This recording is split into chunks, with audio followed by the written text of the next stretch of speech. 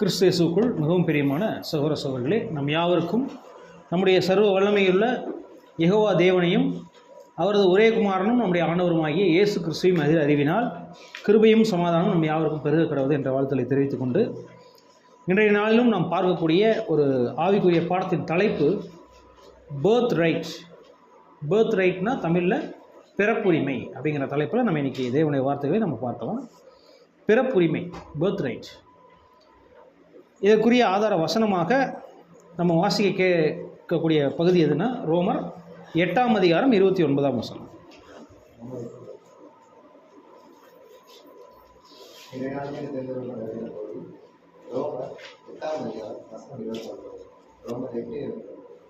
நம்முடைய குமாரன் அநேக சகோதரர்களுக்குள்ளே முதற் பேரானவனாய் இருக்கும் பொருட்டு தேவன் எவர்களை முன்னறிந்தாரோ அவர்களை தமது குமாரனுடைய சாயலுக்கு ஒப்பாய் இருப்பதற்கு முன் குறித்திருக்கிறார். தேவன் தாமே பாருங்க, தேவன் முதற் பேரான கர்த்தரை கர்த்தருக்காக பார்க்கும்போது யாரை முன் தெரிந்தாரோ அவர்களை முன் குறித்திருக்கிறார் அப்படின்னு நாங்கள் இங்கே நம்ம வசனங்களில் பார்க்குறோம். அப்படின்னா இன்றைக்கி தேவன் நம்மளையும் கூட என்ன பண்ணியிருக்கிறாராமா, யாரையெல்லாம் நினச்சி வச்சுருந்தாரோ அவங்கள தான் என்ன பண்ணியிருக்கிறாருங்க, முன் குறிச்சிருக்கிறார். யாரையெல்லாம் அவருடைய திட்டத்தில் செலக்ட் பண்ணணுன்னு அவர் நினச்சி வச்சுருக்காரோ அவங்கள தான் அழைச்சிருக்கிறார். சரி, அப்படின்னா பிரதர் எல்லாத்தையும் அழைச்சிருக்கிறாரு, அப்படின்னா எல்லாரையும் குறித்து வச்சுருக்கிறாரா அப்படின்னு நீங்கள் கேள்வி கேட்டிங்கன்னா, அதுக்கு நம்முடைய மூத்த சகோதரர் சார்லஸ் தேஸ் ரசல் அவர்கள் என்ன குறிப்பிடுறாரு அப்படின்னு கேட்டிங்கன்னா, இந்த அழைப்பு ஒரு குரூப்பான அழைப்பு கிடையாது. ஒரு கிளாஸ், ஒரு குரூப், இல்லை ஒரு குடும்பம். இந்த குடும்பத்தில் இருக்கிற ஒருத்தர் ஓடிட்டாருன்னா உடனே அந்த குடும்பத்தையே கூட்டிகிட்டு போகிற அழைப்பு இந்த அழைப்பு இல்லை. அப்படின்னா இந்த அழைப்பு எப்படிப்பட்ட அழைப்பாக இருக்குது அப்படின்னு கேட்டால், இண்டிவிஜுவல் அழைப்பு, தனிப்பட்டவர்களுக்கான அழைப்பு. தனிப்பட்டவர்களுக்கான அழைப்புனா எப்படி அப்படின்னு நீங்கள் கேட்டிங்கன்னா, பாருங்கள் அவர் என்ன சொல்கிறார் அப்படின்னா, இப்போ எடுத்துக்காட்டுக்கு நீங்கள் ஒரு ஸ்கூல் டீச்சர்னு வச்சுக்கோங்களேன். உங்கள் இப்போ மத்தியில் நிறைய ஸ்டூடெண்ட்ஸ் இருக்காங்க. எல்லா ஸ்டூடெண்ட்ஸையும் உங்களுக்கு பிடிக்கும். இருந்தாலும் ரொம்ப பிடிச்சதுன்னு சொல்லும்போது நீங்கள் எத்தனை பேர்த்த சூஸ் பண்ணுவீங்க? கிளாஸில் 30 பேர் இருக்காங்க, 30 பேர்த்தையும் நீங்கள் சூஸ் பண்ணிடுறீங்களா? 1 2 3 அந்த 3 பேர்த்துட்டு தான் மாற்றி வேலை சொல்லுவீங்க. அந்த 3 பேர்த்துக்கு தான் நீங்கள் ஒரு சாக்லேட்ஸ் இல்லை ஏதாவது கொடுக்குறதுனா கூட கொடுப்பீங்க. இல்லை அவங்க 3 பேர்த்துக்கு தான் செல்லம் கொண்டாடுவீங்க. மற்றவங்களுக்கு என்ன தான் அன்பு இருந்தாலும் இந்த 3 பேர்த்து மேலே தான் அதீத அன்புன்னு ஒன்று இருக்கும். நம்ம செல்லங்கள் அப்படின்னு சொல்லுவோம். வீட்டில் 3 பசங்க இருந்தாலும் நமக்கு செல்ல பிள்ளைன்னு ஒரு குழந்தை இருக்கும். புரியுதா இல்லைங்க? அப்படின்னா இங்கே நம்ம என்ன பார்க்குறோம்னா, தேவனுக்கு கூட நம்ம எல்லாரும் செல்ல குழந்தைகள் தான், எல்லாரும் குழந்தைகள் தான். ஆனால் அவர் யாரை ரொம்ப விரும்பி நேசிக்கிறாரோ அவங்களத்தானே அவங்க ஊருக்கு கூப்பிடுவார், அவர் இருக்கிற இடத்துக்கு கூப்பிடுவார். இப்போ இங்கே வீட்டுக்கு எவ்வளவோ பேர் உங்கள் ரோட்டில் இந்த ஊரில் எவ்வளவோ பேர் வர்றாங்க. எத்தனை பேர் உங்கள் வீட்டுக்குள்ளே வந்திருக்கிறாங்க? போகிற எல்லாத்தையும் கூப்பிட்ருக்கீங்களா வீட்டுக்குள்ளே? யாரை மட்டும்தான் வீட்டுக்குள்ளே கூப்பிட்ருப்பீங்க? ஒரு வேளை வீட்டுக்கு நீங்கள் கூப்பிட்டீங்கன்னே வச்சுக்கோங்க, ஊரில் இருக்கிற எல்லாரும் ஒரு ஃபங்க்ஷனுக்காக வீட்டுக்கு வந்துட்டே போயிட்டாங்கன்னு வச்சுக்கோங்க. ரொம்ப நெருங்கினவங்கள தான் நீங்கள் 1 நாள் 2 நாள் தங்க வைப்பீங்க உங்கள் வீட்டில். மற்ற நெருங்கினவங்கள நீங்கள் நீங்கள் என்ன பண்ணுவீங்க? வாசல்லையே பேசி அல்லது வந்தாலும் உள்ள ஒரு டீ கொடுத்து என்ன பண்ணுவீங்க? தயவு செஞ்சு சீக்கிரம் கிளம்புங்கன்னு நம்ம என்ன பண்ணிடுவோம்? அனுப்பிச்சி வச்சுருவோமா இல்லையா? அப்படின்னா இப்போ தேவன் கூட சதா காலமும் யுகமும் வசிக்கக்கூடிய ஜனங்களை அவர் தெரிந்து கொள்ளணும்னா யாரை தான் தெரிந்து கொள்வார்? பாவம்ப்பா, இவங்க ரொம்ப கஷ்டப்பட்டாங்க, இந்த குடும்பத்தை நான் தூக்கி அப்படியே எல்லாத்தையும் எடுத்துக்கலாம் அப்படிங்கிற மாதிரி தேவன் என்ன பண்ண மாட்டார், செய்ய மாட்டார். அவர் எப்படி தான் செய்வார்னா, அவருடைய இருதயத்துக்கு ஏற்ற மனுஷனா, அவருக்கு ரொம்ப பிடிச்சமான இவரை நான் கூட்டிகிட்டு போய் இந்த ஒரு பரிசை கொடுக்கணும்னா எந்த அளவுக்கு இவர் ஏற்புடையவராக இருப்பாருங்கிறத பார்த்து தான் அவர் கொடுப்பார். அப்படின்னா இது ஒரு தனிப்பட்ட ஓட்டம். சரி, இந்த தனிப்பட்ட ஓட்டத்தில் இன்றைக்கி நம்ம என்ன பார்க்குறோம் அப்படின்னு கேட்டால், பேர்த் ரைட், பிறப்புரிமை. நம்மளுக்குன்னு ஏதாவது ஒரு உரிமை இருக்கா? அது என்னங்க, எங்கள் அம்மாவை பெற்று போட்டாங்க, எனக்கு என்ன கொஞ்சம் சொத்து சுகம் ஏதோ கொஞ்சம் நாள் இருக்கிற வரையும் அவங்க கொடுத்ததை நான் வச்சுக்கிட்டு நான் என்ன பண்ண முடியும்? வாழலாம், அவ்வளோதான் என்னுடைய உரிமை. மற்றபடி இன்றைக்கி இருக்கக்கூடிய அரசாங்கங்களும் இன்றைக்கி இருக்கக்கூடிய சூழ்நிலைகளும் நம்ம வாழ்கிறதுக்கு ஒவ்வொரு நிமிஷமும் பயந்து தான் வாழ வேண்டியது இருக்குது. எப்போ எவன் எதை தூக்கிட்டு போவான்னு தெரியாத அளவுக்கு நமக்கு என்ன இருக்குங்க, சூழ்நிலைகள். மாறிக்கிட்டே இருக்கு. அப்படின்னா இந்த நம்மளுக்குன்னு ஏதாவது பிறப்புரிமை இருக்கா அப்படின்னு கேட்டோம்னா, நம்ம இந்த உலகத்தை பற்றி நம்ம இங்கே பேச போகிறது இல்லை. நம்ம எதை பற்றி பேச போகிறோம்னா ஆவிக்குரிய ரீதியில். ஆவிக்குரிய ரீதியில் தேவன் நம்ம பிறந்ததுக்கு ஏதாவது ஒரு காரணம் வச்சுருப்பாரா மாட்டாரா? அப்போ அதுக்குன்னு ஏதாவது ஒரு உரிமை கொடுத்துருக்காரா இல்லையா? அந்த உரிமையை நம்ம எப்படி பயன்படுத்துகிறோம், இல்லை எனக்கு அந்த உரிமை எப்படி கிடச்சிது, அல்லது எனக்கு எப்படி தேவன் வச்சிருக்கிறாரு, எப்படி அதை அந்த உரிமையை நான் எப்படி பயன்படுத்தணுங்கிறது தான் இந்த பாடத்தில் பார்க்க போகிறோம். அன்புக்குரிய சகோதர சகோதரிகளே, வாசிக்க கேட்கலாம். உபாகமம் 21ஆம் அதிகாரம் 15லேருந்து 17 வரை உள்ள வசனம். கொஞ்சம் நிறைய வசனம் இருக்கும். இது ஒரு பெரிய பாடம். கொஞ்சம் சீக்கிரமாக எடுத்து வாசிக்க ஆரம்பிச்சிட்டிங்கன்னா நம்ம உபாகமம் 21ஆம் அதிகாரம் 15லேருந்து 17 வரை உள்ள வசனம்.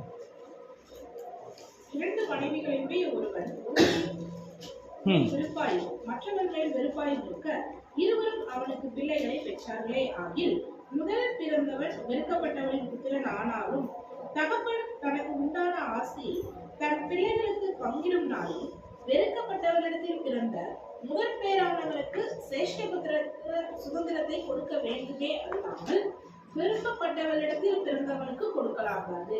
பாருங்க, இங்கே வசனம் என்ன சொல்லுதுன்னா, ஒரு அப்பாவுக்கு அவங்க மனைவி பிடிச்சிருக்கோ பிடிக்கலையோ, அவங்க பையன் பிடிக்குதோ பிடிக்கலையோ, ஆனால் என்ன பண்ணணும், மூத்த பையன் யாரோ அந்த பையனுக்கு என்ன கொடுக்கணும், சேஷ்ட புத்திர பாகம்.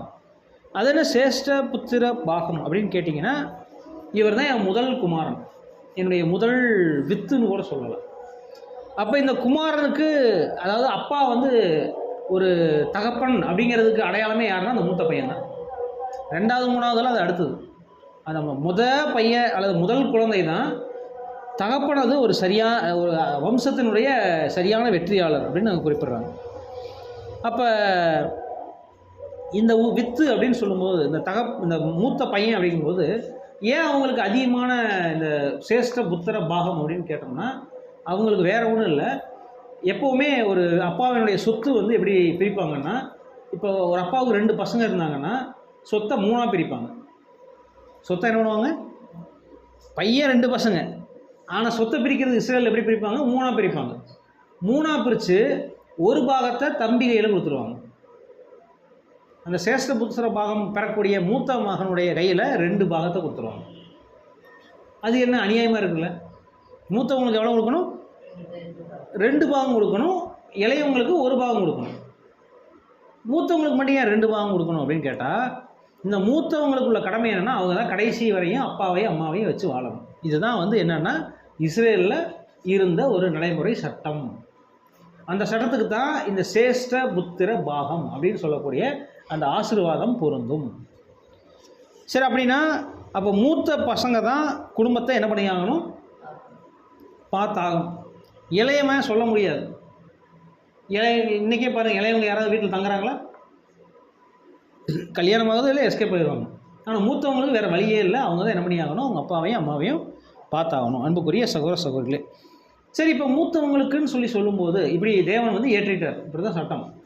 அப்போ இந்த மூத்தவங்களுக்கு அப்படின்னு நீங்கள் சொல்லும்போது பைபிளில் நீங்கள் கவனித்து பார்த்தீங்கன்னா முதற் பலன்கள் அப்படிங்கிற பெயர் கொடுக்கப்பட்டிருக்கும். இந்த முதற் பலன்களுக்கு பார்த்தீங்கன்னா நிறைய ஆசீர்வாதங்களும் இருக்கும், சாபங்களும் இருக்கும்.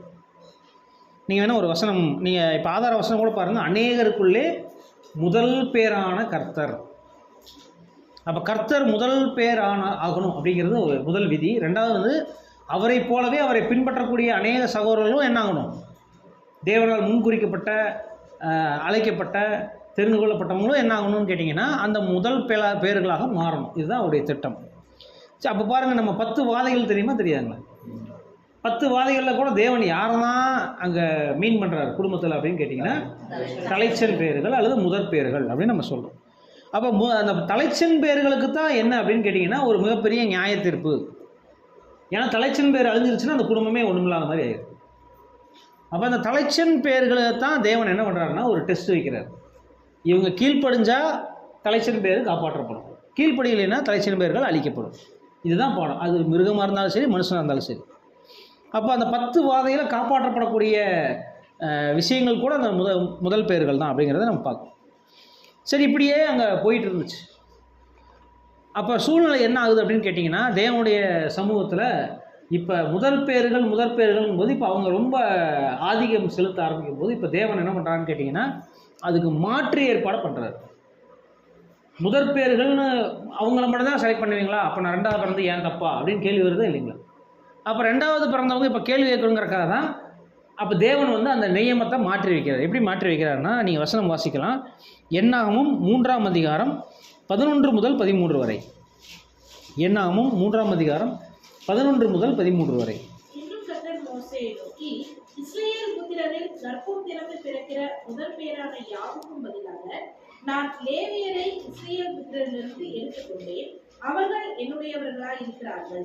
பாருங்க, இப்போ இங்கே என்ன பார்த்துட்டோம் அப்படின்னு கேட்டால், இதுவரையும் முதற் பேர்கள் என்னுடையதுன்னு சொல்லிட்டு இருந்த தேவன் இப்போ என்ன சொல்லிட்டாருன்னா, அவங்களுக்கு பதிலாக அவர்கள் எனக்கு இனிமேல் வேண்டாம், அவங்களுக்கு பதிலாக நான் வேற ஒரு குரூப்பை செலக்ட் பண்ணிக்கிறேங்கிறார்.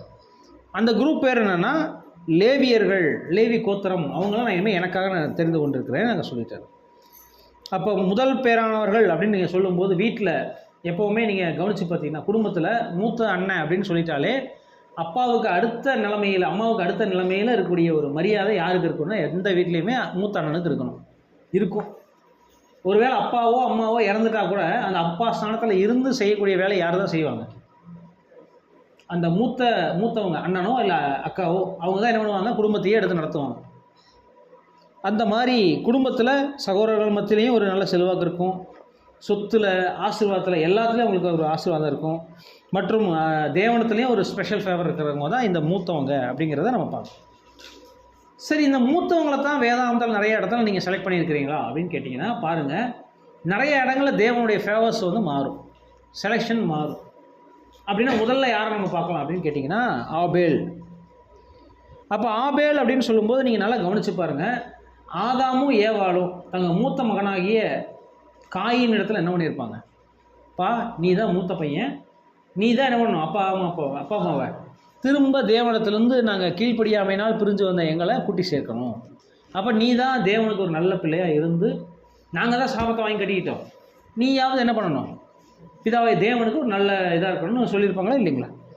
அப்போ வீட்டில் என்ன ஆகும் அப்படின்னு கேட்டிங்கன்னா, இந்த ஆதாமும் ஏவாளும் யார் மேலே தான் நம்பிக்கை வச்சுருக்காங்க? மூத்த மகனாகிய காயின் மேலே. அப்போ காயினை சொல்லி சின்ன வயசுலேருந்து வளர்த்துருப்பாங்க, நல்ல பையனாக வளர்ந்துருப்பாரா இல்லைங்களா? அப்போ காயின் மேலே ஒரு எதிர்பார்ப்பு, இவர் தான் நம்ம குடும்பத்தை காப்பாற்ற போகிறவர். ஏன்னா இப்போ நாங்கள் சாபத்துக்குள்ளே போயிட்டோம், இப்போ காப்பாற்றணும்னா நீ எப்படியாவது தேவன்கிட்ட என்ன பண்ணணும், நல்ல பேரை வாங்கி அவருக்கு வேண்டியதெல்லாம் கொடுத்து நீ என்ன அவருக்கு நிறைய சொல்லி கொடுத்துருப்பாரா இல்லை? ஆதாம் ஒரு பரிபூர்ண ஜீவனாக இருந்தவர் அப்படிங்கிறவர் என்ன பண்ணியிருப்பாருன்னா, இப்போ தன்னுடைய மகனாகிய அங்கே காயினுக்கு என்ன பண்ணியிருப்பார் அப்படின்னு கேட்டோம்னா, எல்லா விஷயங்களையும் சொல்லி கொடுத்தது மட்டும் இல்லை, இதுக்கு முன்னாடி தேவன் ஒரு ஆசீர்வாதமாகிய ஒரு சாபத்தை சொன்னார். என்ன அப்படின்னா, ஸ்திரீயின் வித்து ஞாபகம் இருக்குங்களா? ஆதி 3ஆம் அதிகாரம் 15, 16, 17, 18 ஸ்திரீயின் வித்துக்கும் சர்ப்பத்தின் வித்துக்கும் இடையே பகையை உண்டாக்குவேன் அப்படின்னு ஒரு விஷயத்த சொல்லியிருப்பார்.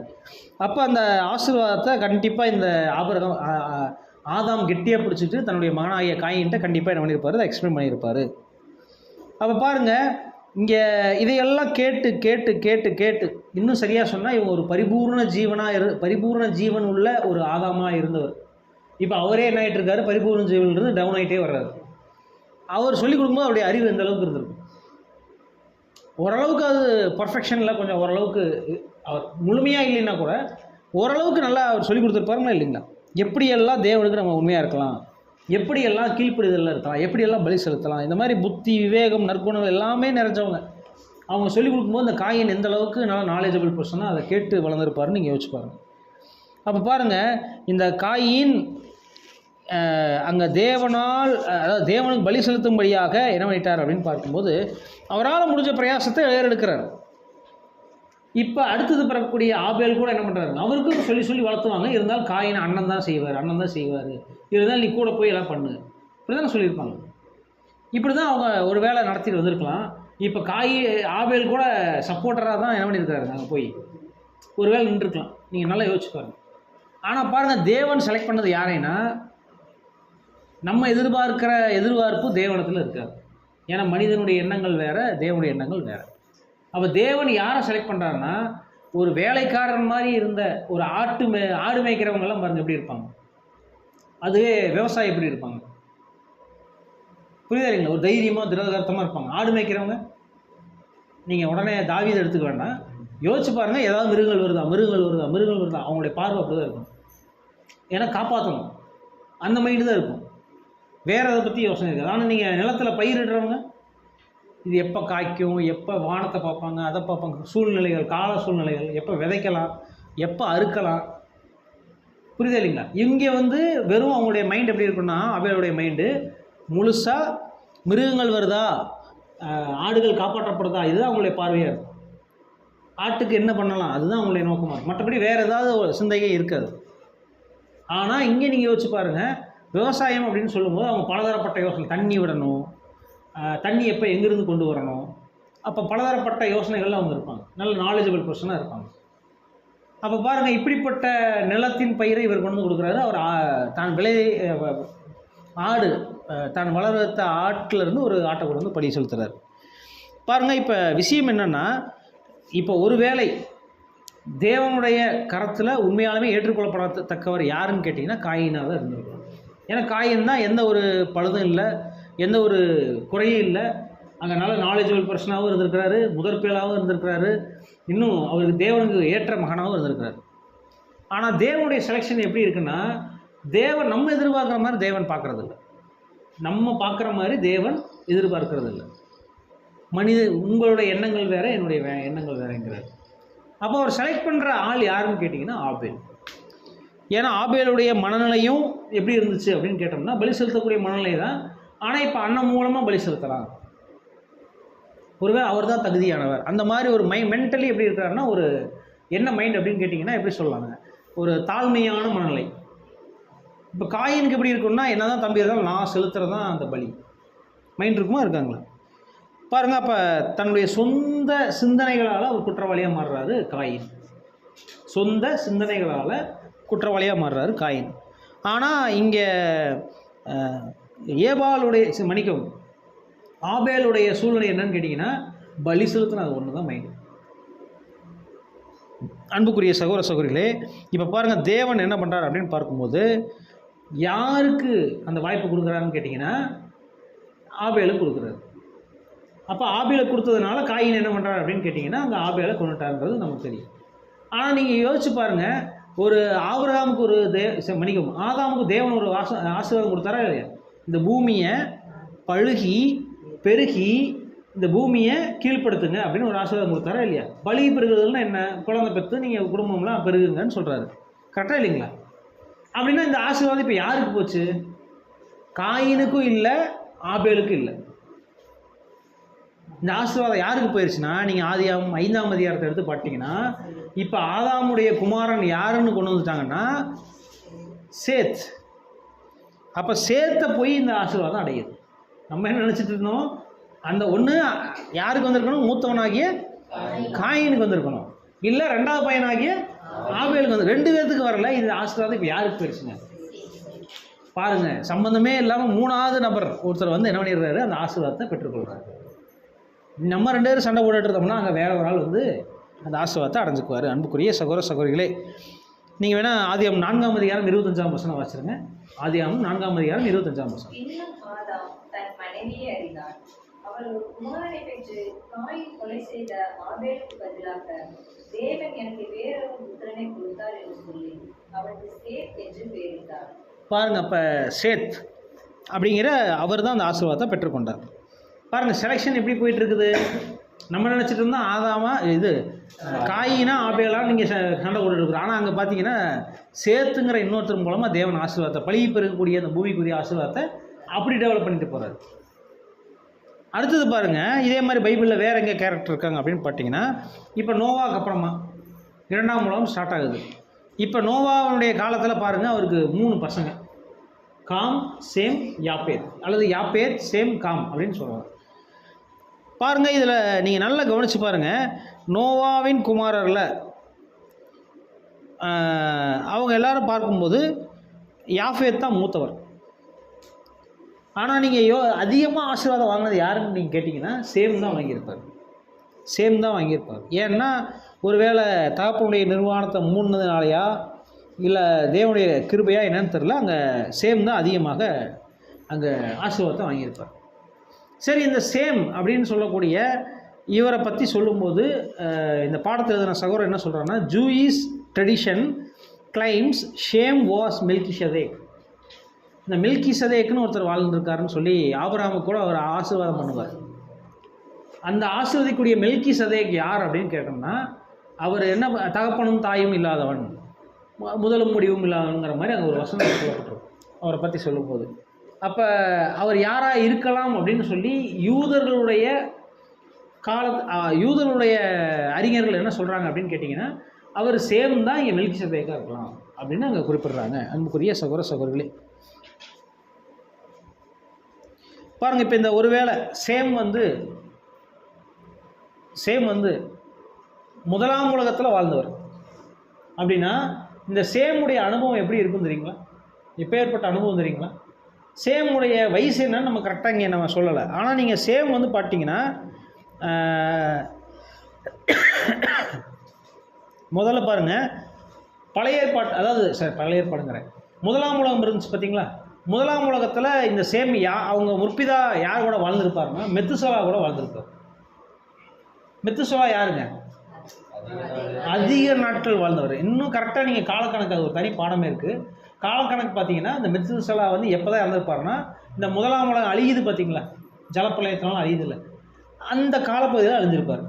அப்படின்னா அவரும் கடலில் சிக்கி வெள்ளத்தில் சிக்கி அழிஞ்சார் நம்ம சொல்ல வரல, மாறாக ஒரு மாதத்துக்கு முன்னாடி, இல்லை ஒரு 2-3 மாதத்துக்கு முன்னாடி, ஒரு 6 மாதத்துக்குள்ளே இறந்துருக்கலாம் அப்படிங்கிறது அங்கே வேத அறிஞர்கள் கணக்கிடுறாங்க. ஒருவேளை இப்போ நீங்கள் நல்லா யோசிச்சு பாருங்கள், இந்த முதலாம் உலகம் அழியறதுக்கு முன்னாடி இப்போ யார் பிறந்துட்டாங்க? 3 பசங்களும் அவங்களுடைய மனைவிகளும் அந்த கப்பலில் ஏறிட்டாங்க. அப்படின்னா கண்டிப்பாக இந்த சேம் யாரை பார்த்துருக்கலாம்னா, மெத்துசலா கூடவே இருந்திருக்கலாம். அப்போ மெத்துசலா கண்டிப்பாக நீங்கள் யோசிச்சு பாருங்கள், நிறைய அனுபவங்கள் கொடுத்துருப்பாரா இல்லைங்களா? சேமுக்கு நிறைய சொல்லி கொடுத்துருப்பாருங்களா இல்லைங்களா? அந்த காலத்தில் பைபிள் கிடையாது. அப்படின்னா பாருப்பா, ஆதாம்னு ஒருத்தர் என் கூட வாழ்ந்தாருப்பா, அவர் தான் நம்ம மூத்த தகப்பன் அப்படின்னு மெத்துசலா சொல்லியிருப்பாரா இல்லைங்களா? நோவாவுக்கும் சொல்லியிருப்பார், நோவாவுடைய குமாரனாகிய சேமுக்கும் இந்த மெத்துசலா கண்டிப்பாக சொல்லி கொடுத்துருப்பார். சரி, சொல்லி கொடுத்த இந்த சேம் மெத்துசலா அங்கே மறிச்சிட்டாரு. இப்போ அந்த அனுபவங்கள்லாம் இப்போ யார் வாங்கி வச்சுருக்காருன்னா, சேம் வாங்கி வச்சுட்டார். இப்போ நல்லா கவனிச்சு பாருங்க, இப்போ சேம் யார் காலம் வரை வாழ்கிறாருங்க? யார் காலம் வரை? ஒருவேளை அவர் தான் மெத்துசலா, சரி, மெல்கிசதேக் நம்ம எடுத்துக்கிட்டு இருந்தோம்னா, ஆபிரகாமை போய் அவர் ஆசீர்வதிக்கிறார். ஆபிரகாமையே ஒருத்தர் ஆசீர்வதிக்கணும்னா கண்டிப்பாக அவருக்கு மூத்தவராக தான் இருந்திருக்கும். கண்டிப்பாக அவர் யாராக இருக்கும்னு கேட்கும்போது மெல்கிசதேக் அப்படின்னு சொல்லக்கூடியவர் யாருன்னா, இந்த சேமாக இருக்கலாம், நாங்கள் யூதர் ட்ரெடிஷன் சொல்லுது. அப்படின்னா நல்லா கவனிச்சு பாருங்கள், இப்போ ஆபிரகாமை உட்கார வச்சு எல்லாத்தையும் சொல்லி கொடுத்துருப்பாரா இல்லையா? ஆபிரகாமை உட்கார வச்சு இந்த சேம் எல்லாத்தையும் சொல்லி கொடுத்துருப்பாரா இல்லைங்களா?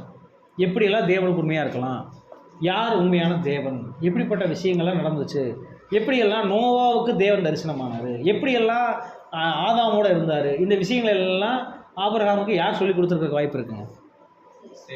சேம் சொல்லி தர்றதுக்கு வாய்ப்பு இருக்குது அப்படிங்கிறத நம்ம பார்க்குறோம். அப்படின்னா அதனால தான் பார்க்கும்போது ஆபிரகாம் இவர்கிட்ட அங்கே என்ன பண்ணிட்டார் அப்படின்னு பார்க்கும்போது, ஆபிரகாம் இவருக்கு காணிக்கை கொடுத்தார் அப்படிங்கிற வசனம் அங்கே குறிப்பிடப்பட்டிருக்கு. அன்புக்குரிய சகோதர சகோதரிகளே, ஆபிரகாமின் 150 வரை சேம் வாழ்ந்தார்களாம். ஆபிரகாமின் 150 வரை. ஆபிரகாமுக்கு குழந்தை பிறக்கும்போது எத்தனை வயசுங்க? 100 வயது. ஆபிரகாமுடைய 150 வருஷம் வரையும் சேம் வாழ்ந்திருக்கிறார். அப்படின்னா நீங்கள் நல்லா யோசிச்சு பாருங்கள், ஈசாக்குடைய கல்யாணத்துக்கு இவர் இருக்காராமா. ஈசாக்குடைய கல்யாணம்னா யாருன்னா, அங்கே ரெபேக்காள் அம்மா வர்றாங்கல்ல, அந்த ரெபேக்காள் அம்மா கல்யாணம் பண்ணும்போது யார் கூட இருக்கிறாருங்க? சேம் இருக்கிறாருன்னா அப்போ எப்பேற்பட்ட ஆசீர்வாதம் யோசிச்சு பாருங்க. இவர் யாரை பார்த்தவர்? மெத்துசலா வந்து அங்கே ஆதாமை பார்த்துருப்பாரா? ஆதாமுடைய அனுபவங்கள்லாம் மெத்துசலாட்ட கொஞ்சம் இருக்கும். அந்த மெத்துசலா எல்லா விஷயத்தையும் யார்கிட்ட சொல்லியிருக்காரு? இந்த சேம்கிட்ட சொல்லியிருக்காரு. இவ்வளவு விஷயங்களும் இந்த அனுபவங்கள்லாம் கொண்டு வந்து யார்கிட்ட கொண்டு வந்து ஒப்படைக்கிறாருன்னா, ஆபிரகாம் ஈசாக்கிட்ட வந்து சொல்லிக் கொடுக்கும்போது எப்படி இருந்திருக்கும், எப்பேற்பட்ட ஒரு ஆசீர்வாதம். நம்ம பார்க்கும்போது வயசான தாத்தா அப்படின்னு நம்ம நினைப்போம். ஆனால் அவங்களுடைய அனுபவங்கள் எத்தனை பேர்த்த பார்த்துருப்பாங்க, எப்படிப்பட்ட ஒரு புயலை கடந்திருக்கிறாங்க, இந்த அனுபவங்கள்லாம் சொல்லும்போது எப்படி இருந்திருக்கும் பாருங்கள். ஆபிரகாமுக்கே மன்னிக்கவும், நோவா தான் வந்து பார்த்தீங்கன்னா தேவனுக்கு வந்து உண்மையுள்ளவராக இருந்தார். நோவுடைய 3 பசங்க அப்போ உண்மையாலுமே விசுவாசம் இருந்திருக்குமா தேவன் மேலே? கண்டிப்பாக இருந்திருக்குமான்னு தெரியாது.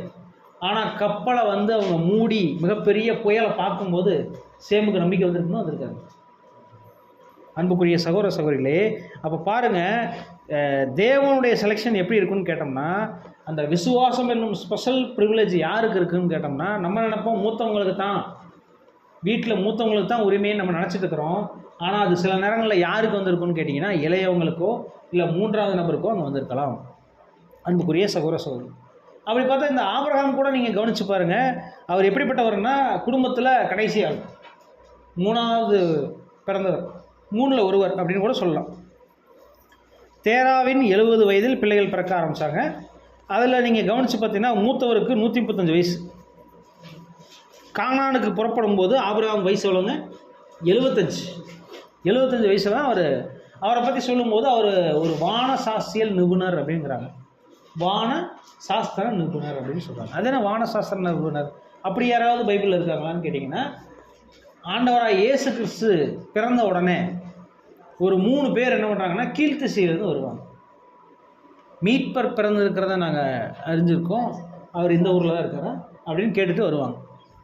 அப்படின்னா அந்த காலத்தில் சாஸ்திரிகள், வானசாஸ்திரிகள் நட்சத்திரத்தை வச்சே கால்குலேட் பண்ணி அவங்களாம் வரக்கூடியவங்க. சரி, இப்போ ஒரு வேளை கேள்வி என்னென்னா, யோசிச்சு பாருங்கள், நம்ம இவர் இருக்கார் பார்த்தீங்களா, யாருன்னா ஆபிரகாமுக்கு உண்மையான தேவனா எப்படி தெரியும்? ஆபிரகாமுக்கு தேவனா எப்படி தெரியும்? கூப்பிட்ட உடனே எந்திரிச்சு வந்துட்டாரா? நீங்கள் திடீர்னு ஒரு சத்தம் கேட்குது மாடியிலேருந்து, நான் மேலேருந்து மைக்கு வச்சு பேசுகிறேன், பிரதர் இந்த வீட்டை காலி பண்ணிவிட்டு இந்த பிரதருக்கு நீங்கள் ஒப்படைச்சிட்டு நீங்கள் கிளம்பிடுங்க அப்படின்னு ஒரு வேளை நான் மைக்கு வச்சு மேலே இருந்து சொன்னோம்னா நீங்கள் என்ன வீட்டை காலி பண்ணிடுவீங்களா? புரியுதா இல்லைங்களா? என்ன விஷயம்னா, அப்போ அந்த அளவுக்கு அங்கே தேடி இருக்கிறார். வானசாஸ்திரம் மூலமாக யார் அந்த உண்மையான தேவன் அப்படிங்கிறத தேடி இருக்கிறார். தேடும்போது தான் அங்கே தேவனை கண்டடைச்சிருக்கிறார். அப்படின்னு யார் சொன்னாலும் நான் சொல்லலை. யூத முறைகளில் அந்த அதாவது வாய்மொழி தோரான்னு சொல்லுவாங்க. தோராங்கிறது மோசையினுடைய 5 ஆகமங்கள். அது இல்லாமல் வாய்மொழி தோரான்னு சொல்லி ஒரு சில விஷயங்கள் இருக்குது. அதில் சொல்லப்பட்ட விஷயத்தை தான் இப்போ நான் சொல்லிட்டு இருக்கேன். அதனால தான் அந்த ஆபிரகாம் என்ன பண்ணுறாருன்னா, தன்னுடைய தகப்பனையும் கூட்டிகிட்டு குடும்பத்தையே கூட்டிகிட்டு என்ன பண்ணுறாரு அப்படின்னு கேட்டோம்னா, தேவனுடைய வார்த்தை கீழ்ப்படிஞ்சு என்ன பண்ணுறாரு அப்படின்னு பார்க்கும்போது அங்கே அப்படியே பின்னாடி வர்றாங்க.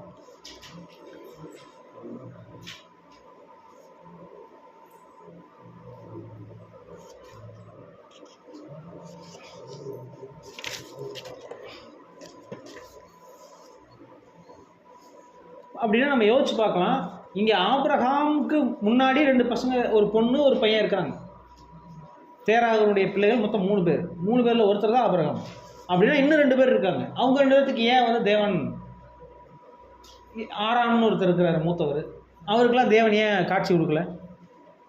அப்படின்னா தேவன் யார் அவரை தேடி அவரிடத்துல விசுவாசம் வைக்கிறாங்களோ அவங்கள தான் தேவன் என்ன பண்ணுறாரு, செலக்ட் பண்ணுறாரு. ஒழிய சும்மா வரவங்க போகிறவங்களெல்லாம் என்ன பண்ணுறது இல்லை, செலக்ட் பண்ணுறது இல்லை அப்படிங்கிறத நம்ம புரிஞ்சுக்கணும் அன்புக்குரிய சகோதரர். சரி, அப்படி பார்த்தீங்கன்னா இப்போ ஈசாக்கு கூட நம்ம பார்க்கலாம். ஈசாக்கு வந்து பார்த்தீங்கன்னா ஆபிரகாமுக்கு மூத்த மகனா இளைய மகன்? 2வது பையன். ஆனால் மூத்த தாரத்து பையன் ஆனால் 2வது பையன். நீங்கள் யோசிச்சு பாருங்கள், தனக்கு ஒரு பையன் 75 வருஷமாக குழந்தையே இல்லை ஒருத்தருக்கு. இப்போ 100 வயசு கிட்டத்தட்ட ஆகும்போது முதல்ல குழந்தை ஒன்று பிறக்குது. யாருக்கு? வேலைக்காரிக்கு பிறக்குது, ஆகாருக்கு பிறக்குது. இப்போ ஆபிரகாம் இப்படி இருந்திருக்கும், அப்போ நம்ம மேலே தப்பு இல்லை, நம்மளுக்கு ஒரு குழந்தை பிறந்துட்டான் அப்படிங்கிற ஒரு சந்தோஷம் வந்திருக்காங்க. இப்போ ஆபிரகாமுடைய பார்வையில் அவர் அந்த குழந்தை வந்து இஸ்மாயில் வந்து அவருக்கு மூத்த பையன், கரெக்டாக இல்லைங்களா? ஆனால் நீங்கள் யாருடைய பார்வையில் அப்படின்னு பார்த்தீங்கன்னா, இங்கே அவருடைய மனைவியாகிய சாராளுடைய பார்வையில் மூத்த பையன் சொல்லும்போது யாருங்க? ஈசாக்கு. ஏன்னா நான் தானே ஒய்ஃபுக்கு பிறக்கிறதா மூத்த பையன் நம்ம நினைப்போம். ஆனால் நீங்கள் கவனிச்சு பாருங்கள், 2மே நான் பெற்ற குழந்தை. அதில் மூத்த குழந்தைன்னு சொல்லும்போது ஆபிரகாமுடைய பார்வையில் இஸ்மாயில் தான் இருப்பார். அன்புக்குரிய சகோதர சகோதரிகளே, அப்படின்னா தேவனுடைய பார்வையில் யார் செலக்ட் பண்ணப்படுறாரு அப்படின்னு கேட்டிங்கன்னா, அங்கே 2வது மகனாகி ஈசாக்கு தான் வாக்குத்தத்தத்தின் மகனாக அங்கே என்ன பண்ணுறாங்க, செலக்ட் பண்ணப்படுறார். அன்புக்குரிய சகோதர சகோதரி, அப்படின்னா இப்போ நீங்கள் நல்லா யோசிச்சு பாருங்கள், இங்கே யார் அங்கே விசுவாசம் வச்சா அப்படின்னு கேட்டால், இப்போ சாரால் கெட்டியாக கையில் பிடிச்சிருக்கிறாங்க. எதையே? விசுவாசத்தை. நீங்கள் எனக்கு குழந்தை பிறக்கிறன்னு சொல்லி தானே கூப்பிட்டு வந்தீங்க, அதுக்காக தானே நாங்கள் இவ்வளோ தூரம் வந்திருக்கிறோம், எனக்கு நீங்கள் குழந்தை கொடுங்க. நாங்கள் நின்னது யாருன்னு கேட்டிங்கன்னா சாராள். அன்புக்குரிய சகோதர சகோதரிகளே, அப்போ தேவனே என்ன சொல்லிடுறாருன்னா, சாராள் சொல்கிறது ரைட், நீ என்ன பண்ண, உன்னுடைய ஆகாரையும் அவனுடைய குழந்தையும் நீ என்ன பண்ணிடு, வெளியில் அனுப்பிச்சிருன்னு சொல்லி அவங்க என்ன பண்ணுறாங்கன்னா இஸ்மையேலையும் அங்கே இவரையும் வெளியில் அனுப்பிச்சிட்றாங்க அப்படிங்கிறத நம்ம பார்க்குறோம். அன்புக்குரிய சகோதர சகோதரிகளே, அப்படின்னா நீங்கள் பாருங்கள், நம்முடைய பார்வை எப்படி இருக்குன்னா, மூத்த பசங்கன்னா மூத்த பசங்களே தான் தேவனுக்கு உண்மையாக இருக்கணும், அல்லது வீட்டுக்கு குடும்பத்துக்கு அவங்க தான் மூத்தவங்க அப்படின்னு நம்மளுடைய பார்வை இருக்கும். ஆனால் தேவனுடைய பார்வை எப்படி இருக்குன்னு கேட்டிங்கன்னா, யார் விசுவாசத்துக்கு ஏற்ற மகன்கள் அப்படிங்கிறத அவர் என்ன பண்ணுறாருன்னு பார்த்தீங்கன்னா, ஒவ்வொருத்தரையும் ஸ்க்ரூட்டனைஸ் வச்சு பார்க்குறாரு. மூத்தவர் கரெக்டாக வருவாரா, ரெண்டாவது கரெக்டாக வருவாரா, அப்போ நம்ம யாரை செலக்ட் பண்ணலாங்கிறது அவருடைய திட்டத்தில் அவர் செலக்ட் பண்ணி வச்சுருக்கார். அப்போ நம்ம ஆதார வசனம் வாட்சம் பார்த்தீங்களா, எவர்களை தேவன் முன் அறிந்தாரோ அவர்களை முன் குறித்தும் இருக்கிறார். அடுத்தது பாருங்கள், யாக்கோபுடைய வாழ்க்கையை நீங்கள் கவனித்து பார்த்தீங்கன்னா, மூத்த மகன் யாருன்னா ஏசா. அப்படின்னா நீங்கள் யாரை தான் செலக்ட் பண்ணணும்? ஏசாவை தான் செலக்ட் பண்ணணும். ஏன்னா அவர் சிவப்பு முடியோட அப்படியே பார்க்குறக்கே ஒரு மாதிரி பிறக்கிறார். ஆனால் இங்கே யாக்கோபு அவருடைய கால்களை கெட்டியை இழுத்து பிடிச்சிட்டு பிறந்தவர் தான் இந்த யாக்கோபு. ஆனால் பாருங்க, இங்கே விசுவாசம் யாருக்கு வந்துருச்சுன்னா ரெபேக்கா அம்மாவுக்கு வந்துருச்சு. ரெபேக்கா அம்மா தான் அந்த கனவுல என்ன பார்த்துட்டாங்கன்னா, மூத்தவன் இளையவனை செவிப்பான் அப்படிங்கிற விஷயத்தை அவங்க பார்த்ததுனால, நீங்கள் வேணால் வசனம் வாசிருங்க. ஆதியாகமம் 25ஆம் அதிகாரம் 23ஆம் வசனம். ஆதியாகமம் 25ஆம் அதிகாரம் 23ஆம் வசனம். அதற்கு கர்த்தர், இரண்டு ஜாதிகள் உன் கர்ப்பத்தில் உண்டாயிருக்கிறது, இரண்டு வித ஜனங்கள் உன் வயிற்றிலிருந்து துரியும், அவர்களில் ஒரு ஜனத்தார் மற்ற ஜனத்தாரை பார்த்தும் பலத்திருப்பார்கள், மூத்தவன் இளையவனை சேவிப்பான் என்றார். நல்லா கவனிச்சு பாருங்க, இங்கே இந்த குடும்பத்தில் யாருடைய குடும்பம்னா, இந்த ஈசாக்கினுடைய குடும்பத்தில் தேவனுக்கு ரொம்ப பிரியமானவராக இருந்தவர் யார்? ஆப்ஷன் கொடுக்குங்களா? இந்த குடும்பத்தில் தேவனுக்கு பிரியமாக இருந்தவர் யார்? இப்போ எடுத்துக்காட்டுக்கு இன்னும் குழந்தை பிறக்கலை, இந்த பக்கம் பார்க்கும்போது ஈசாக்கு, இந்த பக்கம் பார்க்கும்போது ரெபேக்கா அம்மா. இந்த ரெண்டு பேர்த்தில் நீங்கள் நல்லா யோசிச்சு பாருங்கள், தேவன் வந்து கர்ப்பவதியாக இருக்கக்கூடிய பெண்கிட்ட வந்து பேசணுமா, இல்லை ஆண்கிட்ட போய் பேசணுமா? ஆண்கள்கிட்ட தான் என்ன பண்ணணும் தேவன் போய். நிறைய இடங்கள்ல என்ன பண்ணியிருப்பார், முதல்ல யார்கிட்ட போய் பேசியிருப்பாருன்னா யோசேப்கிட்ட பேசியிருப்பார், அப்புறம் தான் மரியாள்கிட்ட வந்து பேசுவார். புரியுதா இல்லைங்களா? அல்லது நீங்கள் போய் சகரியா அவர்கிட்ட போய் பேசுவார், அவங்க அம்மாட்ட போய் பேச மாட்டார், எலிசபெத் அம்மாள்கிட்ட பேச மாட்டார். இப்படி தான் நிறைய இடங்கள்ல இருக்கும். ஆனால் இங்கே எப்படி நடக்குதுன்னா, தலைகீழாக என்ன பண்ணி வச்சுருப்பாருன்னு கேட்டிங்கன்னா, தலைகீழான தேவனுடைய திட்டத்தை தலைகீழாக இல்லை, நம்முடைய பார்வையில் எப்படி பேசியிருப்பாரு. ஆக்சுவலாக நீங்கள் போய் ஈசா கிட்ட பேசியிருந்தாங்கன்னா கதையே வேறு. ஈசாக், உனக்கு 2 பசங்க பிறப்பாங்க, அதில் 2வது பையன் தான் நல்ல பையன், அவர் தான் நான் செலக்ட் பண்ணியிருக்கிறேன் அப்படின்னு ஒரு வேளை சொல்லியிருந்தாருன்னா, ஈசாக் அப்போவே என்ன பண்ணியிருப்பாரு, காலில் விழுந்திருப்பார். கரெக்டாக இல்லைங்களா? ஆனால் நடந்தது என்னன்னு கேட்டிங்கன்னா, தேவன் போய் யார்கிட்ட போய் அதை சொல்கிறாரு, வசனம் என்ன சொல்லுது, ரெபேக்கா அம்மாவும் எப்படிப்பட்ட ஆள், சரியான ஆள், போய் புருஷன்ட்ட சொல்லவே இல்லை பாருங்க கடைசி வரை. தேவன் சொன்னதை அப்படியே யோசிச்சுக்கிட்டே இருக்கிறாங்க. அதுக்கு இவங்க திட்டம் திட்டுறாங்க. பார்க்கும்போது அவங்க ரொம்ப நிறையா கிரிமினல் வேலை பண்ணுற மாதிரி இருக்கும். போய் நீ ஆட்டு மயிரை போத்திக்கிட்டு உங்கள் அண்ணன் மாதிரியே போய் நீ என்ன பண்ண, ஆசீர்வாதத்தை ஆட்டை போட்டு வா அப்படின்னு நம்ம பாஷையில் சொல்கிற மாதிரி. ஆனால் கவனித்து பாருங்கள், அவங்க தான் உண்மையாலுமே தேவன் வெளிப்படுத்தின திட்டத்துக்காக கரெக்டாக வேலை செய்கிறவங்க யாருன்னா அவங்க தான். ஈசாக்கினுடைய பார்வையில் அவர் எப்படி இருக்கிறாருன்னா, அவருக்கு தெரியாததுனால நல்லா யோசிச்சுப்பா, ஒருவேளை ரெபேக்கா அம்மாவை கூப்பிட்டு திட்டிருக்கலாமா, திட்டிருக்கூடாது. அன்புக்குரிய சகோதர சகோதரிகளே, அப்போ பாருங்கள், தேவனுடைய பார்வை வேற, தேவனுடைய செலெக்ஷன் வேற.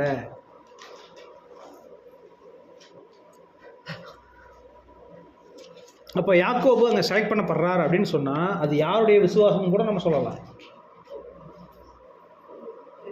ரெபேக்காளுடைய விசுவாசம் கூட நீங்கள் சொல்லலாம். அன்புக்குரிய சகோதர சகோதரி, சரி, யாக்கோபு நல்ல பையனா கெட்ட பையனான்னு யார் செலக்ட் பண்ணுறாரு? தேவன் செலக்ட் பண்ணுறாரு. பாருங்கள், யோசிச்சு பாருங்கள், நீங்கள் வாழ்க்கையில் யோசிச்சு பாருங்கள், என்னைக்காவது ஏசா போய் யாக்கோபு போய் அடித்தாரா? துரத்திருப்பார். மற்றபடி திரும்பி நேருக்கு நேர் பார்க்கும்போது ஏசா உண்மையாக என்ன பண்ணியிருக்கணும், என்னோடத பிடிக்கிட்டு போயிட்டேன்னு சொல்லி அட்லீஸ்ட் ஒரு 4 அறையாவது அரைஞ்சிருக்கணும்ல. அப்படி எங்கேயாவது ஏசா பண்ணியிருக்காரா? அப்போ ஏசா ரொம்ப மோசமானவரா, கொடுமைக்காரரான்னு கேட்குறேன். நிறைய ரசல் பேர் இந்த ரீப்ரிண்ட்ஸ் எழுதியிருக்காரு நிறைய. அவர் கரெக்டு, அதுதான் ஆன்சரு. ஆனால் கோவப்படலை. யாக்கோபு பயந்துட்டு இருந்தார், எங்க அண்ணன் என்ன பண்ணுவாரோன்னு பயந்துட்டு இருந்தார். ஆனால் ஏசா வந்து அங்கே யாக்கோபு தேவன்கிட்ட ப்ரேயர் பண்ணிவிட்டு ஏசா முன்னாடி போய் நிற்கும் போது ஏசா எங்கேயாவது அவரை பழி வாங்கின மாதிரியோ இல்லை அடித்த மாதிரியோ இல்லை நீ ஏன் இப்படி ஏமாற்றிட்டு போன அப்படிங்கிற மாதிரி ஏதாவது கேட்ட மாதிரியே வசனம் இருக்கான்னு கேட்குறேன். அப்போ ஏசா மோசமானவர் இல்லை அப்படின்னு புரிஞ்சுக்கணும். கரெக்டாக இல்லைங்களா? இங்கே விஷயம் என்னென்னா ஏசா கெட்டவர், யாக்கோபு நல்லவருங்கிறத சொல்ல வரல. விஷயம் என்னென்னா தேவனுடைய செலெக்ஷன் யார் மேலே இருக்குங்கிறத தான் நம்ம புரிஞ்சுக்கணும். ஒருவேளை அந்த வாய்ப்பை தேவன் ஏசா மேலே வச்சுருந்தாருன்னா ஏசா உண்மையாக இருந்திருப்பாருங்களா இல்லைங்க? செலெக்ஷன் இங்கே தேவனுக்கு தெரியும் யார்கிட்ட கொடுத்தா கரெக்டாக இருக்கும்னு தெரியும். அப்போ தேவன் யார்கிட்ட கொடுக்குறோமோ அவங்ககிட்ட தான் கொடுப்பார் பிளான். நல்லா யோசிச்சு பாருங்க. இங்கேயே இப்போ நம்மளே யோசிச்சு பார்ப்போம். இதே ஊரில் நம்மளோட பக்திமான்கள் எவ்வளோ பேர் இருக்காங்களா இல்லையா? கிறிஸ்தவங்கள்லையே 10 நாள் உபவாசம் இருக்க சொன்னால் கூட இருப்பாங்களா? நம்ம 2 நாள் தாண்டினோம்னாலே வாசம் வருதே அப்படின்னு நம்ம யோசிக்கணுமா மாட்டோமா? கரெக்டாக இல்லைங்களா? அப்படின்னா நம்மளோட நல்லவங்க எவ்வளவோ பேர் இருக்காங்க. ஆனால் தேவனுக்கு தெரியும் யார்கிட்ட கொடுத்தா சரியாக இருக்கும் அப்படிங்கிறத பார்த்து அவர் கொடுக்குறாராம், செலக்ட் பண்ணுறாராம். அன்புக்குரிய சகோதர. அடுத்தது பாருங்கள், இப்போ நம்ம ஒரு 5 செலெக்ஷன்ஸ் பார்த்தோம் பைபிளில் இருக்கிறதுலையே. இப்போ 6வது ஒரு செலெக்ஷன் யாருன்னா யோசேப்பு. பாருங்கள், அங்கே ராகேல் ரொம்ப நாளாக மலடியாக இருந்தாங்க. எல்லாரும் குழந்தைகளை பெற்று போட்டோன்னா கடைசியாக தான் இவங்க பெற்று போடுறாங்க. 2 குழந்தை செத்து, அதுவும் பெற்று போட்டு உடனே அவங்க என்ன ஆயிடுறாங்க, மரிச்சு போயிடுறாங்க. அதில் ஒருத்தர் தான் யாருன்னா இந்த யோசேப்பு பெஞ்சமின். அந்த யோசேப்பு என்ன பண்ணுறாரு அப்படின்னு கேட்டிங்கன்னா, ஒரு 2 அவருக்கு காட்சி காட்டப்படுது. தேவன் என்ன பண்ணுறாரு, அவருக்கு ஒரு கனவுல 2 காட்சி காட்டப்படுது. அந்த 2 காட்சியே என்ன பண்ணுறாரு அப்படின்னு பார்த்துட்டிங்கன்னா, சூரியன் முன்னாடி மற்ற நட்சத்திரங்கள்லாம் வணங்குற மாதிரி. அப்போ இதை பார்த்த உடனே அவர் அதை கெட்டியாக பிடிச்சிக்கிட்டாரு. மற்றவங்கெல்லாம் அதை எகென்ஸ்டாக என்னையவே விழுக வைக்கிறீங்க, நாங்களே விழுகணுமா அப்படின்னு சொல்லி அவரை ஒதுக்க நினைக்கிறாங்க. அன்புக்குரிய சகோதரிகளே, பாருங்கள், முதற் பேருன்னு சொன்னால் நீங்கள் யாருன்னு கேட்டோம்னா நம்ம யாரை சொல்லலாம்? ரூபன். கரெக்ட். அந்த ரூபன் என்ன பண்ணிட்டார் அப்படின்னு கேட்டிங்கன்னா, பெற்றோருக்குரிய கனம் சரியாக அங்கே செலுத்தாதனால அங்கே ஆதியாகமம் 49ஆம் அதிகாரத்தில் இந்த விஷயங்கள் சொல்லப்பட்டிருக்கு. அந்த ஆசீர்வாதம் இப்போ என்ன ஆச்சுன்னா யோசேப்புக்கு கடந்து போனது. நீங்கள் ஒரு வசனம் வாசிங்க, 1 நாளாகமம் 5ஆம் அதிகாரம் 1 முதல் 2 வரை. 1 நாளாகமம் 5ஆம் அதிகாரம் 1 முதல் 2 வரை.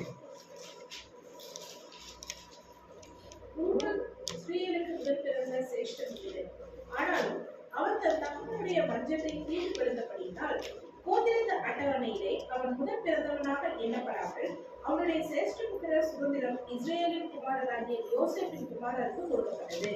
பாருங்க, அந்த அவர் மூத்தவர் என்ன பண்ணிட்டாருன்னா தவறாக நடந்துக்கிட்டதுனால யோசேப்பினுடைய 2 பசங்களுக்கு அது என்ன ஆயிடுச்சு அப்படின்னு கேட்டிங்கன்னா, ஒருத்தருக்கு அது கை மாறிடுச்சுங்கிறத அங்கே சொல்கிறாங்க. அன்புக்குரிய சகோதரர்களே, பாருங்கள், இதில் யூதான்னு ஒருத்தர் இருக்கிறார். அவர் என்ன பண்ணிட்டார், ரட்சகருடைய பிறப்புரிமையை பெற்றுக்கொண்டார். ஒரு நல்ல மனுஷனாக இருந்ததுனால. இந்த யோசேப்பு கூட பாருங்கள், அவருக்கு அந்த கணவனை கெட்டியாக பிடிச்சி கொண்டதுனால பாருங்கள், அந்த அண்ணனுக்கு வர வேண்டிய ஆசீர்வாதத்தை இப்போ யார் வாங்கிட்டாருங்க? அங்கே யோசேப்பு அவருடைய பசங்களுக்கு கொடுத்துட்டாருங்கிறத தான் அங்கே பார்க்குறோம். அதுலேயும் நீங்கள் அடுத்தது நீங்கள் பார்க்கும்போது அங்கே யாக்கோபு என்ன பண்ணுவார்னா ஆசீர்வதிக்கும் போது என்ன பண்ணுவார்னா, இந்த யோசேப்பு என்ன பண்ணுவார், மூத்தவனையும் இளையவனையும் நிற்க வைப்பார். ஆனால் இவர் என்ன பண்ணிடுவார், யாக்கோபு கைகளை மாற்றி வச்சு ஆசீர்வதிப்பார். சரி, கைகளை மாற்றி ஆசீர்வதிக்காருன்னா இவர் வேணுக்குனே ஏமாத்துறாரா யாக்கோபு? அப்படி கிடையாது. இது என்னன்னா தேவனுடைய ஒரு உத்தரவு அல்லது தேவனுடைய சித்தம் அல்லது தேவனுடைய கிருபை அப்படிங்கிறத நம்ம புரிஞ்சுக்கணும். அன்புக்குரிய சகோதரிகளே, அப்போ பாருங்கள், அங்கே நீங்கள் யோசிச்சு பார்த்தீங்கன்னா, இந்த எப்ராஹிம்ங்கிறவர் இருக்கார் பார்த்தீங்களா, அவருடைய மனைவி யார் தெரியுங்களா? ஒரு பார்வோனுடைய பெண் தான். நீங்கள் வசனம் வாசிங்க, ஆதியாகமம் 41ஆம் அதிகாரம் 45ஆம் வசனம்.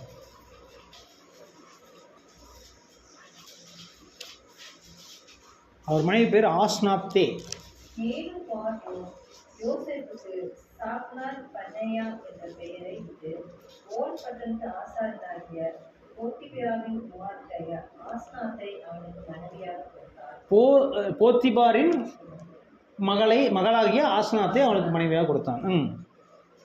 யோசேப்பு எகிப்து தேசத்தை சுற்றி பார்க்கும்படி புறப்பட்டார்.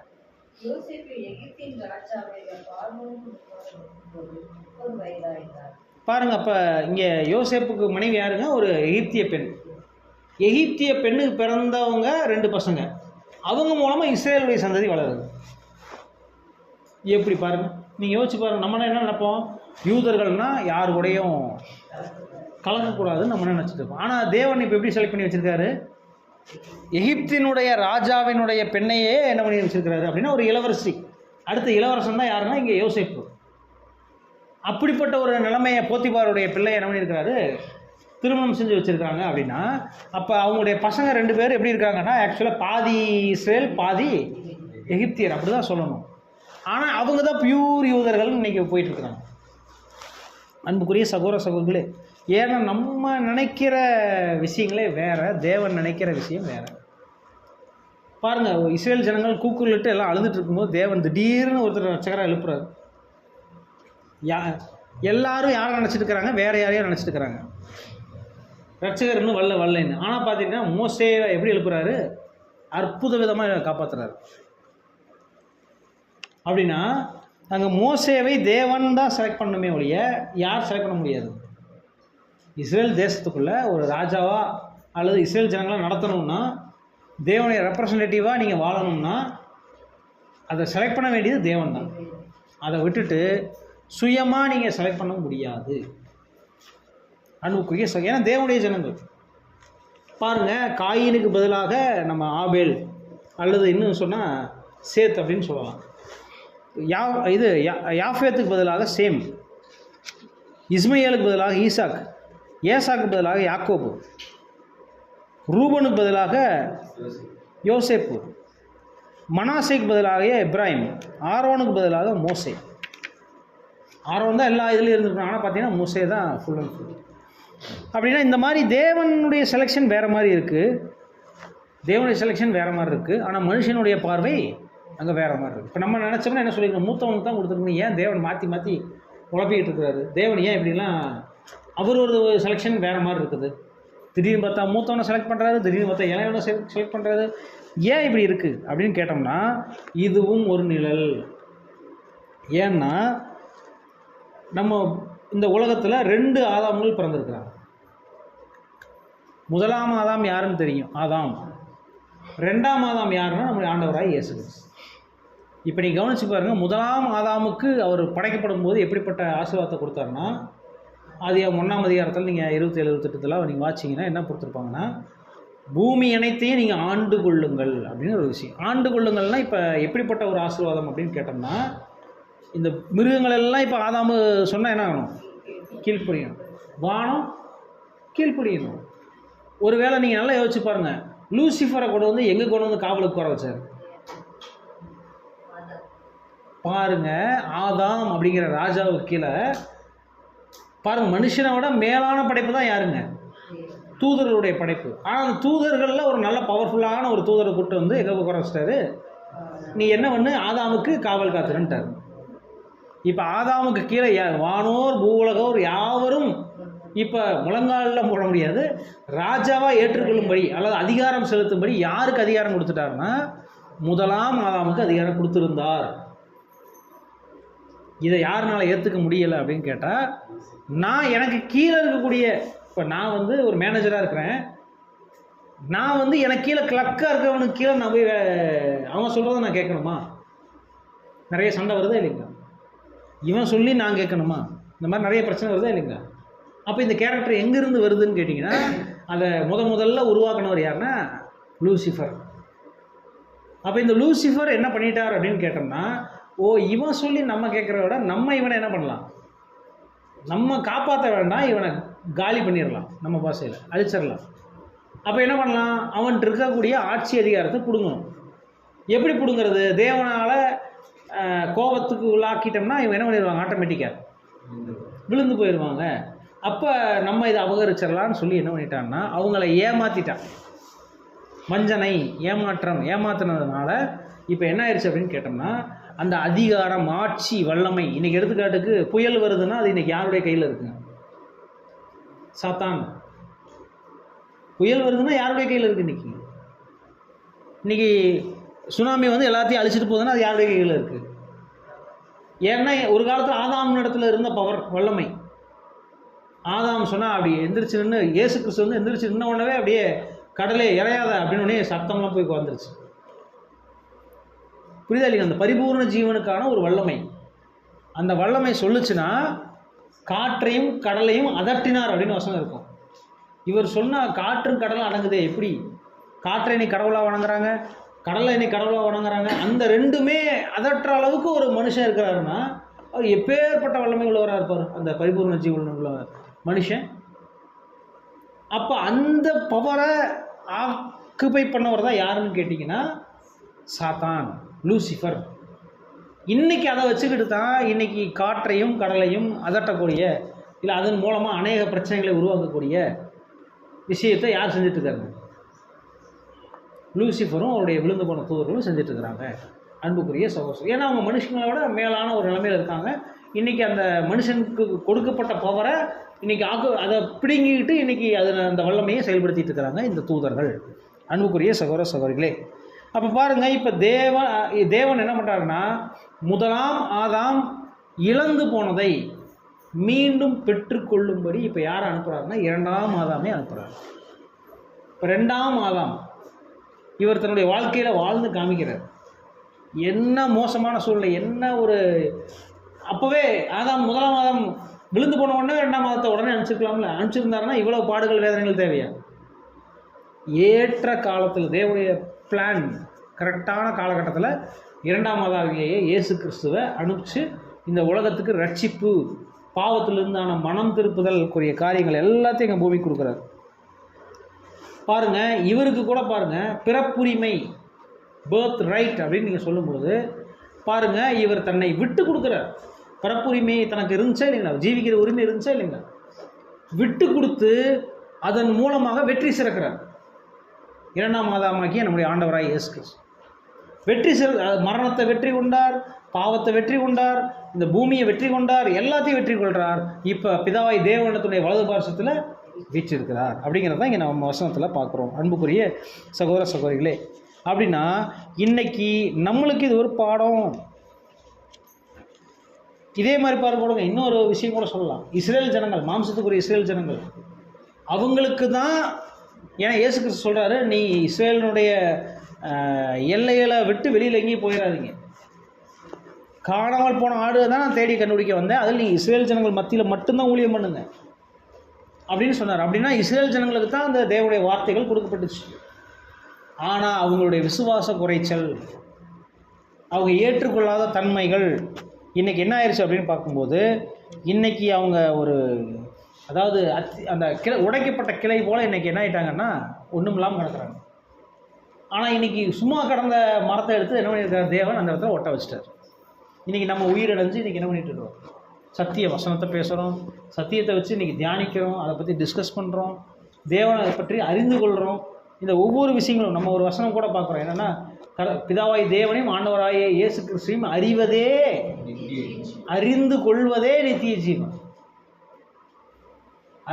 இன்னும் சில டிரான்ஸ்லேஷனில் அறிந்து கொள்வதற்காகவே நித்திய ஜீவன் அப்படின்னு நாங்கள் சொல்லப்பட்டிருக்கோம்.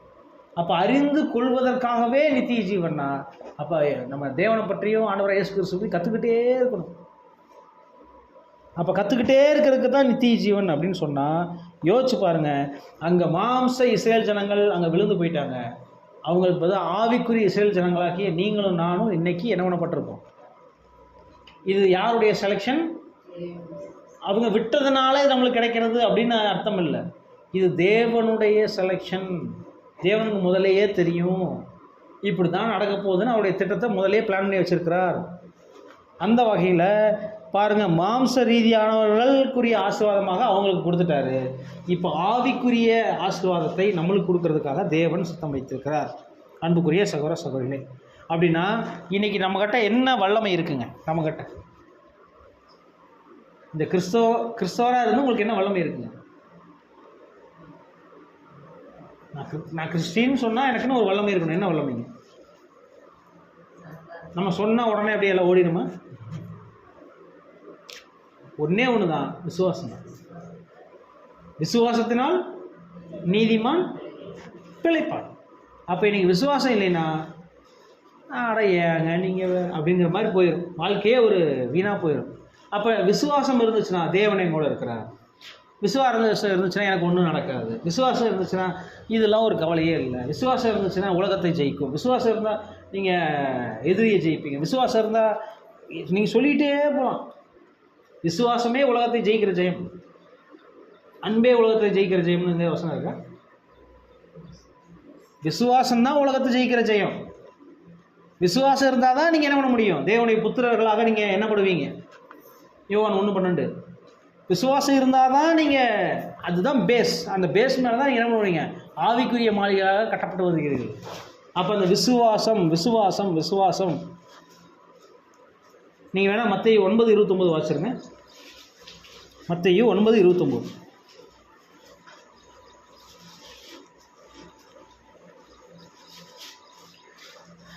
அவருடைய வஸ்திரத்தையாகிலும் தொட்டால் சொந்தமாவே நின்று தன் உள்ளத்தில் எண்ணிக்கொண்டு அவர் பின்னாலே வந்து அவருடைய வஸ்திரத்தின் ஓரத்தை தொட்டார். இயேசு திரும்பி அவளை பார்த்து, மகளே திடன் கொள், உன் விசுவாசம் உன்னை ரட்சித்தது என்றார். அப்போ உனக்கு என்ன விசுவாசமோ அதன்படி அகக்கிறதுன்ட்டு. இப்போ அதே விஷயம் தான் நம்மகிட்டையும் சொல்கிறாரு. உங்களுக்கு விசுவாசம் இருந்தால் என்ன விசுவாசம் இருக்கோ அந்த மாதிரி உங்களுக்கு ஆகட்டுங்கிறாரு. இப்போ உங்கள்கிட்ட என்ன விசுவாசம் இருக்குங்க? என்ன இருக்கணும் இல்லை என்ன இருக்குது உங்கள் இடத்துல? இப்போ என்ன விசுவாசம் இருக்குது?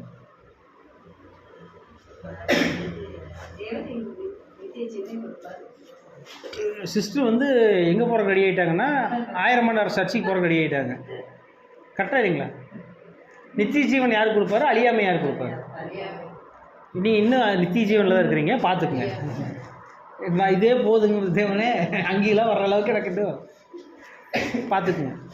அப்போ அன்புக்குரிய சகோதர சகோதரிகளே, நம்ம என்ன புரிஞ்சுக்கலான்னா, நித்திய ஜீவன் கொடுக்கறது இல்லை, அழியாமை கொடுக்கறது தான் நம்முடைய விசுவாசமாக இருக்கும். புரியுதா இல்லைங்களா? நீங்கள் அழியாமை, கனம் மகிமை அழியாமையை பெற்றுக்கொள்றதுக்கு பாத்திரமானால் தான் நீங்கள் அழைக்கப்பட்டிருக்கீங்களே ஒழிய நித்திய ஜீவன் பெற்றுக்கொள்ள பாத்திரமாக இருக்கிறீங்கன்னு இங்கே வசனம் சொல்லப்படல. அப்படின்னா கனம் மகிமை அழியாமையை பெற்றுக்கொள்றதுக்காக ஓடுகிறவர்களாக நம்ம இருக்கணும். அந்த விசுவாசத்துக்குள்ள நம்ம இருக்கணும். இன்னும் சரியாக சொன்னால், நானும் தேவனுடைய புத்திரன், நானும் இயேசு கிறிஸ்துவனுடைய போர்ச்சேவகன், நானும் பரலோகத்துக்கு போகக்கூடிய ஒரு வாய்ப்புகள் இருக்கிறேன் அப்படிங்கிற எண்ணம் இருந்தால் தான் உங்களுக்கு அது கிடைக்கும். சொல்லுங்க பார்ப்போம், பரலோகத்துக்கு போக உங்களுக்கு விசுவாசம் இருக்கா இல்லையா? அதை எந்த கேட்பீங்க, நான் வந்து பரலோகத்துக்கு போவேனா இல்லையா, நான் பண்ணுற பாவத்துக்கெல்லாம் அங்கேயே இடம் கிடைக்குமா அப்படின்னு நீங்கள் நினச்சிங்கன்னா உங்களுக்கு என்ன ஆயிரும்? நீங்களே சந்தேகப்படும் போது தேவன் கொடுப்பாரா? சரி, அவங்களே சந்தேகப்படுறாங்க, நம்ம ஏன் கொடுக்கணும்னு நினச்சிடாரு. அப்போ நமக்கு முதல்ல என்ன ஒரு இது இருக்கணும், பர்த் ரைட்டில் என்ன இருக்கணும், என்ன உரிமை உங்களுக்கு கொடுத்துருக்காருன்னா பரலோக வாய்ப்புக்குள்ளே தான் உங்களை அழைச்சிருக்கிறாரு. இப்போ அந்த பர்த் ரைட்டை நீங்கள் கெட்டியாக பிடிக்கணுமா வேணாமா? பரலோக வாய்ப்பை கெட்டியாக பிடிக்கணும், அதிகமான விசுவாசத்தை உறுதியாக பிடிக்கணும். தேவனே, நீங்கள் ஜெபம் பண்ணும்போது அடுத்து என்ன ஜெபம் பண்ணுறீங்க? பரலோகத்துக்கு போகிற வாசலை எனக்கு திறந்து விடுங்க. ஏதாவது தப்பாக இருக்கா? நான் சொன்னது ஏதாவது ஜெபம் இப்படி பண்ணக்கூடாதுன்னு ஏதாவது வசனம் இருக்கா? பரலோகத்துக்கு போகிற வாசலை எனக்கு திறந்து விடுங்க, என்னையும் அதில் ஒரு அங்கமாக சேர்த்திக்கிங்க, என்னையும் ஒரு குமாரனுடைய மனவாட்டியாக மாற்றுங்க அப்படின்னு நம்ம ஜெபம் பண்ணோம்னா கண்டிப்பாக என்ன, அது தவறான ஜெபம்லாம் கிடையாது. அப்படி தான் ஜெபம் பண்ணணும். அப்படிப்பட்ட ஜெபத்தில் நம்ம என்ன பண்ணிக்கணும்? தகுதிப்படுத்திக்கணும், அந்த உரிமையை பெற்றுக்கொள்ளணுங்கிறதான் இந்த பாடத்தில் நம்ம கற்றுக்கொள்கிறோம். அன்புக்குரிய சகோதர சகோதரிகளே, ஒருவேளை நம்ம இந்த உரிமையை தவறும் பட்சத்தில் நம்மளுக்கு பதிலாக ஆல்ட்ரு வேறு யாராவது ஒருத்தர் தயாராக இருப்பார், அவர் வாங்கிட்டு போயிட்டே இருப்பார். கிரீடத்தை தூக்கிட்டு ஓடுறதுக்கு எவ்வளோ பேர் ரெடியாக இருக்காங்க. ஒருவேளை உங்கள் கிட்ட கிரீடம் நீங்கள் ரொம்ப நாள் ஆச்சு, நீங்கள் அதை தூசி தட்டி கூட வைக்காமல் ஓரமாக அப்படி உள்ளே வச்சுருந்தீங்கன்னா அதை எடுத்துகிட்டு போகிறதுக்கு தான் நாங்கள் 2 பேர் வந்திருக்கிறோம். கரெக்டாக இல்லைங்களா? ஒருவேளை நாங்கள் அதை தூசி தட்டி எங்கள் வீட்டில் வச்சுருந்தோம்னா அதை எடுத்துகிட்டு போகிறதுக்கு எங்கள் வீட்டுக்கு வர யாராவது ஒருத்தவங்க எடுத்துகிட்டு போயிடுவாங்க. கரெக்டாக இல்லைங்களா?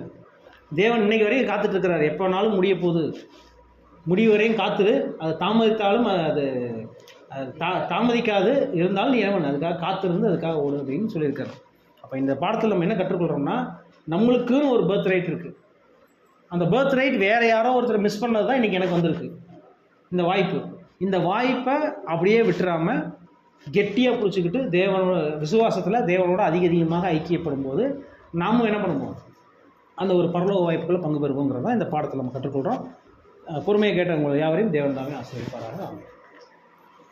இப்போதும் நாம் முடிவு பாடலாக அனைவரும் எழுந்து நின்று 196வது பாடல் துதித்து பாடிட பாத்திரமே என்ற பாடலை நாம் யாவரும் பாடலாம்.